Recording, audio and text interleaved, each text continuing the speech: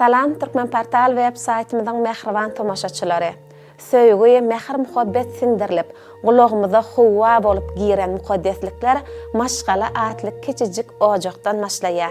Mukaddeslik we millilik adamyň aňyna, edebine, ýaşaýyş durmuş garaýşyna berk ornaşandyr. Bu düşünjelere uýan adam köneden gelýän millilik hem adamkärçilik edebine uyup, onuň öňünde gürrüňsiz başaýar. Türkmen gelin gylary daş keşfi, geyiniş bilen hemişe bir-birlerinden tapawutlanıp gelipdirler. Aýdaly gyýyp ýeke ýalygy, öňüne düşüp duran körüm saç bilen gelinden, gelin bolsa baş bogsy, ýyda atylan körüm saçy, gelin bolup baran ýerini, gaýnynesini, gaýnatasyny, ýan ýollaşyny, agalaryny, onuň dogan garnaşlaryny hormatlap, ýaşanmak bilen gyýdan tapawutlanıpdyr. Ütgöwsiz qada hökmünde durmuşa ornaşan bu düzgünler arka nesilme nesil dowam edip gelýär. Mehribanlar, bizem hadinatla gepleşigimiziň bugünkü sanyny türkmen gelinleriniň galasy we goraqçysy bolan ýaşmak barada taýýarlamagy makul bildik.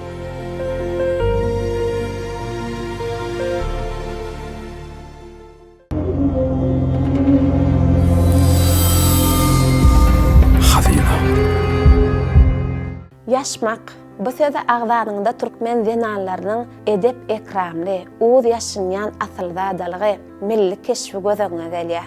Ýaşmak hakynda pikir edeninde türkmen zenanlarynyň özü bolşly asylly häsiýeti ýadyňa düşýär. Aslynda taryhy çeşmelerde türkmen zenanlarynyň ýüzüniň açyk bolanlygy barada nyktalsa-da, olaryň tebii keşfinde utanç haya asyldadalyk bar. Şol keşfin denanlaryň tebigatyna siňendigini durmuş hakykatlarynyň käbir hereketlerine hem görüp bolýar.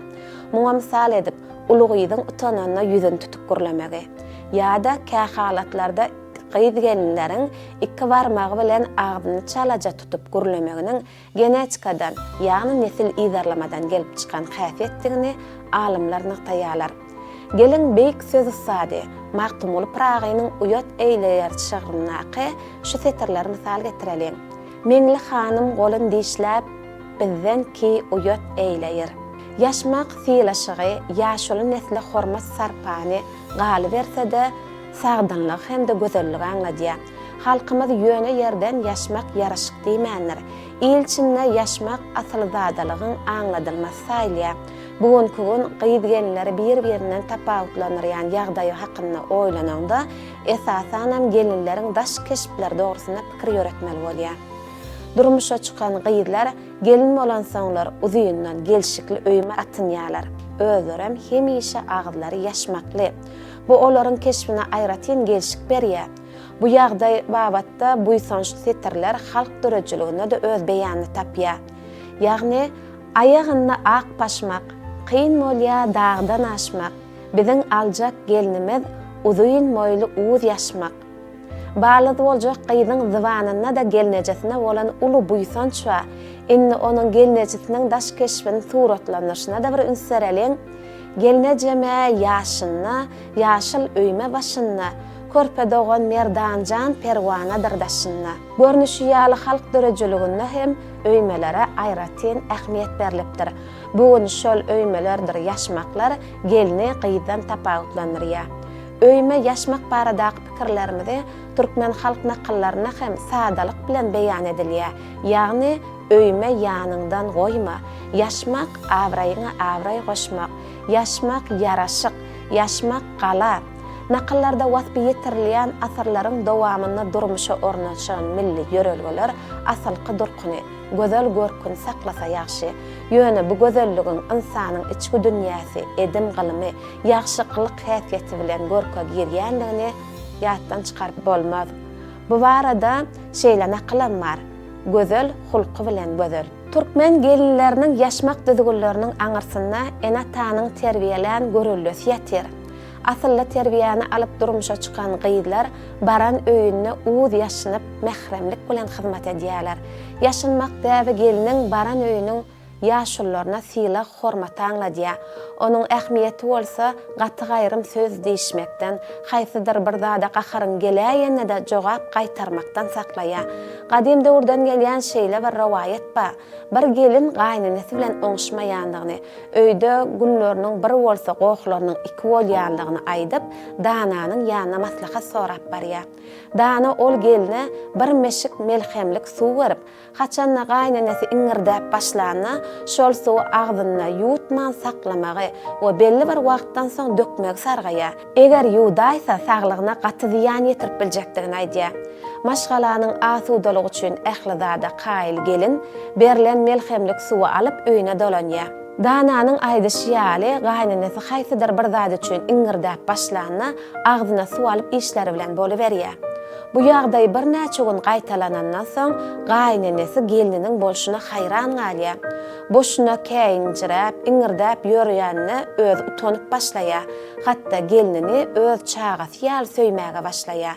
Günlerde bir gün gelin sowga serpaýly Dananyň gapysyndan marýar.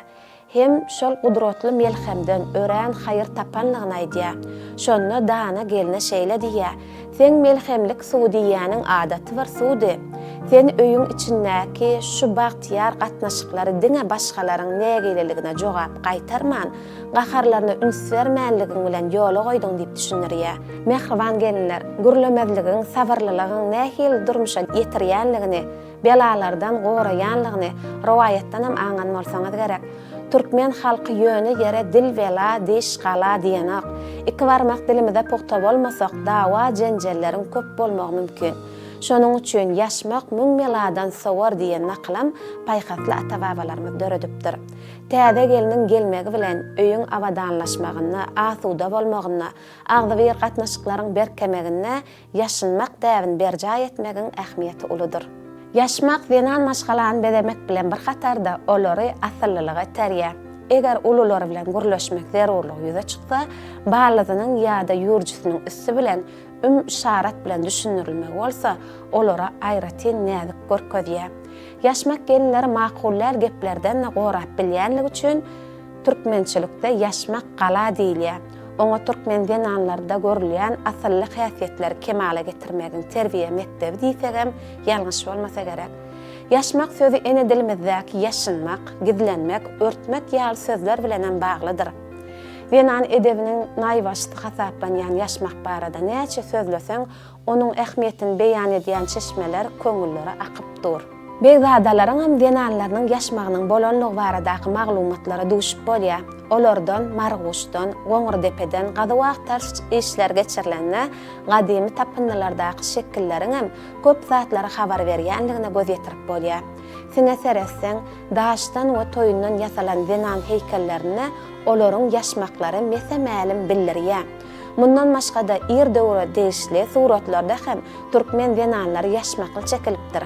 Muňa misal edip Van Yuranyň 19-njy asyrda çeken türkmen toýu, türkmen denanlary ak öýde atly işlerine öz ýaşynan türkmen denanlarynyň şekillerine duşup bolýar. Şeýle de irki döwürlerde düşürilen suratlardan hem türkmen denanlarynyň ýaşmaklary barada maglumatlary alyp bolýar.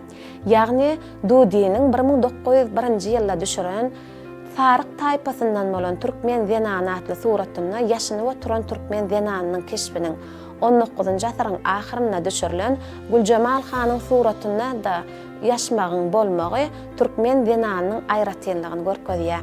Türkmen denanlarynyň ýaşynýanlygyny Fransuz serkerdesi Henri de Bloch türkmen denanlary özünden ullara sila hormatyň nişany hökmünde olardan ýaşynýarlar diýip belleýär. Ýaş gelinleriň öýüme oranyp ýaşmak edinýänlikleri hemmämize mälim. Molla Nefes Şahir Mahmal Kurtöle gelini Mahmalyň çeti goşgusyna şeýle taripleýär. O tür ýarym siýa dülpün daranyp, darap bolup başa öýüme atynyp, emay bilen ol mahmalyn bürönüp, köňlü hyýal sally mahmalyň çeti. Türkmen edebiýatyna gelinler tarip edilende onuň alkymyň aklygyny wasp edilýär. Elbetde alkymyň ak bolmagyna ýaşmagyň täsiri bar. Ýaşmak denanlary edepli görkezmekden başga da ýaş gyzyň gelin bolup baran öýü bilen öwrenşmegine, maşgalanyň awyny tabyny almagyna kömek edýär. Asylly maşgaladan çykan gyzlar gaýyn öýüne ýaşynmagyny sila hormatyň nişany hasaplanýar. Ýaşmak gaýyn tarapyň gelinleriň hem huy häsiýetini öwrenmäge mümkinçilik berýär. Her öýüň öz gadasy, ýörelgisi bar. Täze gelin şol yörelge öwrenşýän çäde ýaşmak ýardam edýär. Gelin gaýnatadan, gaýnyneden, gaýnekejiden, gaýnagadan ýaşynýar. Gaýnyny gaýnekejileri gelini özlerinden ýaşynarmazlyk üçin oňa halat terpay berip, ýaşmagyny aşdyrýan terpay bolýar. Ýaşaýyş durmuşda 5-6 çagaly denanyňam gaýnynesinden, gaýnatasyndan ýaşanyp ýörenleri de bar. Alimlaryň tasdiklamagyna görä, gelin uzak wagtyň dowamyna ýaşynsa, giň göwrümli, rahat täsirte eýe bolýar.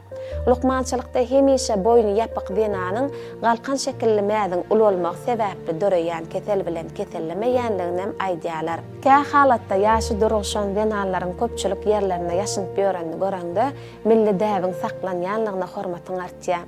60-70 ýaşly eneleriň ýaşynmasa da, gyňaşlaryň çoğuny ýaşmak edip ýörmegi milli däbimiziň dowam bolýanlygynyň nişanydyr. Şeýle eneleriň el içinde sylaklaram artypdyr. Görşümiz ýaly ýaşynmak däbi öz borçly sunwat bolup, onuň gadymdan gelýän we sünnälenip, biziň döwrümizde ýetirilen özüne mahsus ýörelgeleri däpleri bar. Bize diňe olary berjaý etmek, ýaşylyklar bilen baýlaşdyrmak galýar. Mehriban denallar, owadan gelinler. Gelin bizem ýaşmakly, ýaraşykly, sylaşykly bolup, ýaşmak däbini üýtgüsiz geljekki nesillerimize ýetirmäge çalışarýan. Şunuň bilen habinatly gepleşigimiziň ýaşmak barada taýýarlanan täze sanyny geçirip tutarýar. Gepleşik gonuňyza yaran bolsa, onda laýyk goýmagy, tesbir ýazmagy, dostýarlaryňyz bilen paýlaşmagy unutmaň. Eger de siz gadymdan gelýän edim gylymlarymyzyň haýsy barada bilesiňiz gelse, onda bize öz tekliplerinizi ýazyň. Biz bolsa siz bilen hoşlaşamyk. Sebäbi Türkmen Portal hemişe online. Ýatdan çykarmaň, Türkmen Portal siziň iň ygtybarly maglumat çeşmäňizdir. Sag olun.